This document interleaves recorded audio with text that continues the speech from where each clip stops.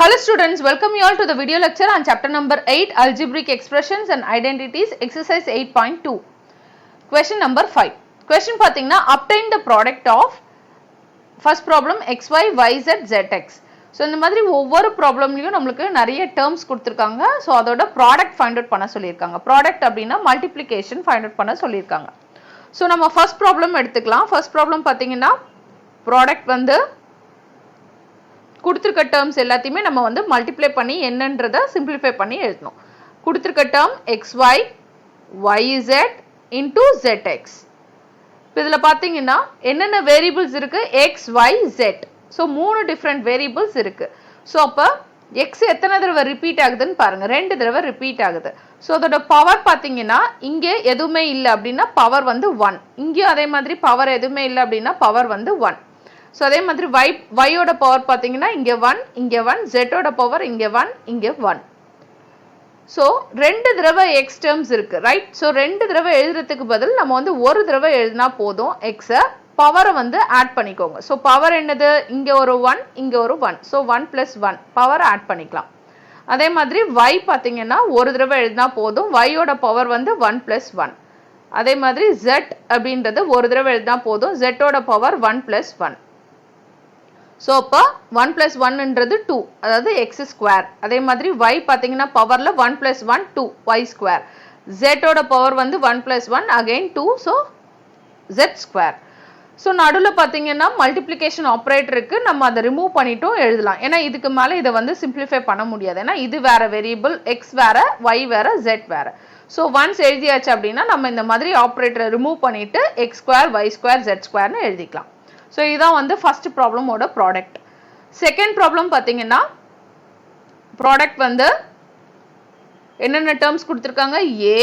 a into minus A square into a cube.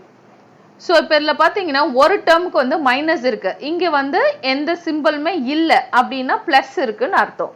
So அப்போ நான் என்ன சொல்ல வரேன்னா ஏ இருக்கு, அப்போ இது ஆக்சுவலாக பார்த்தீங்கன்னா ப்ளஸ் ஏன்னு அர்த்தம். ஓகே, இன்டூ இதில் வந்து மைனஸ் அவங்களே கொடுத்துட்டாங்க, மைனஸ் ஏ ஸ்கொயர் இன்டூ இதில் வந்து எந்த சிம்பிளுமே இல்லை, அப்போ வந்து ப்ளஸ் ஏ கியூப்னு அர்த்தம். Okay, so plus into minus பார்த்தீங்கன்னா உங்களுக்கு மைனஸ், மைனஸ் இன்டூ ப்ளஸ் வந்து மைனஸ்.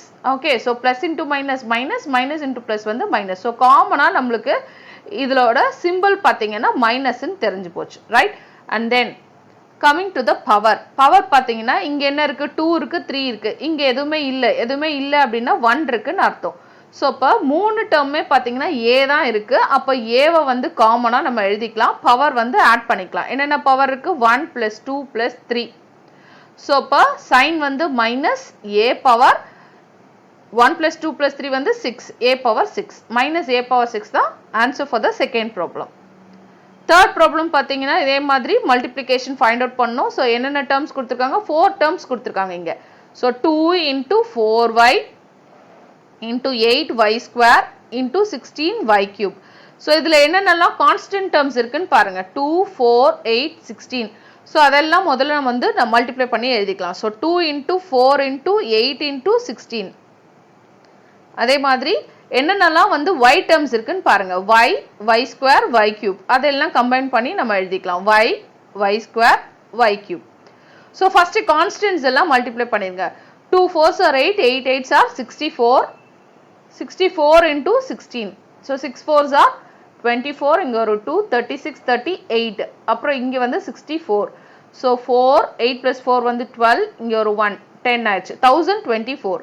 ஸோ கான்ஸ்டன்ட் பார்த்தீங்கன்னா மல்டிப்ளை பண்ணி எழுதும்போது 1024 வருது. இன்டூ y பார்த்தீங்கன்னா 3 தடவை ரிப்பீட் ஆகுது. ஓகே, வேற எந்த வேரியபிளுமே இல்லை, காமனாக நம்மளுக்கு இருக்க வேரியபிள் வந்து y. ஸோ அதோட பவர் பார்த்தீங்கன்னா எனக்கு இங்கே 2, இங்கே 3, இங்கே எதுவுமே இல்லை அப்படின்னா 1 இருக்குன்னு அர்த்தம்.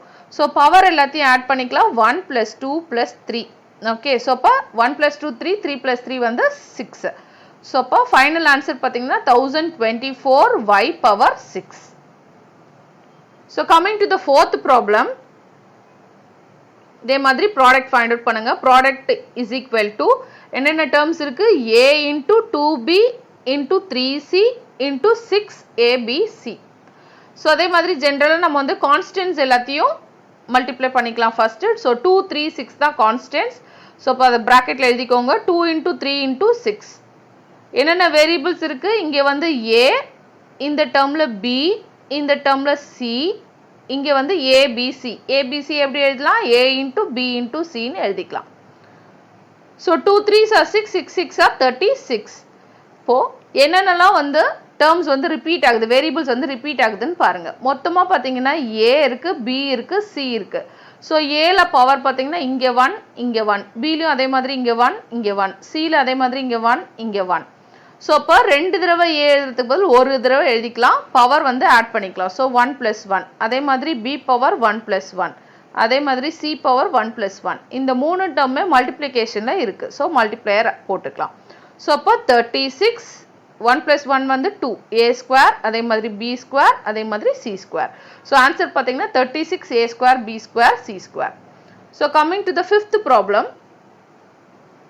ப்ராடக்ட் பார்த்தீங்கன்னா என்னென்ன டேர்ம்ஸ் இருக்கு? m into -mn into mnp. இதுதான் நம்மளோட டேர்ம்ஸ். நம்ம இதுக்கு முன்னாடி பார்த்த மாதிரி தான். இங்கே எதுவுமே இல்லை அப்படின்னா சைன் வந்து இங்கே வந்து ப்ளஸ் இருக்குன்னு அர்த்தம், இங்கே வந்து மைனஸ் இருக்கு, இங்கே வந்து ப்ளஸ் இருக்கு. So plus into minus minus, minus into plus வந்து மைனஸ். ஸோ அப்போ காமனாக சைன் வந்து மைனஸ். அப்புறம் எம் டேர்ம்ஸ்லாம் இருக்கா? எத்தனை தடவை இருக்கு? எம் 1 2 3 டைம்ஸ் இருக்கு, கரெக்டா?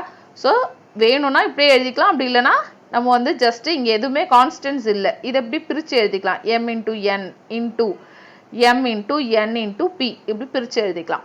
ஸோ மைனஸ் m வந்து பார்த்தீங்கன்னா எத்தனை தடவை இருக்கு? இங்கே ஒரு 1, இங்கே ஒரு 1, இங்கே ஒரு 1. ஸோ 1 + 1 + 1.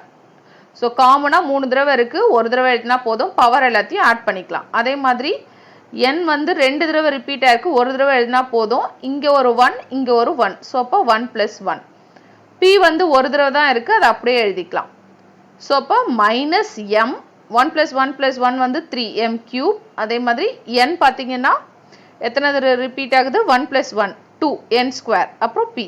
ஸோ இதான் ஃபைனல் ஆன்சர். -m³ n²p தான் வந்து 5th ப்ராப்ளமோட answer. Okay, thank you, thanks for வாட்சிங்.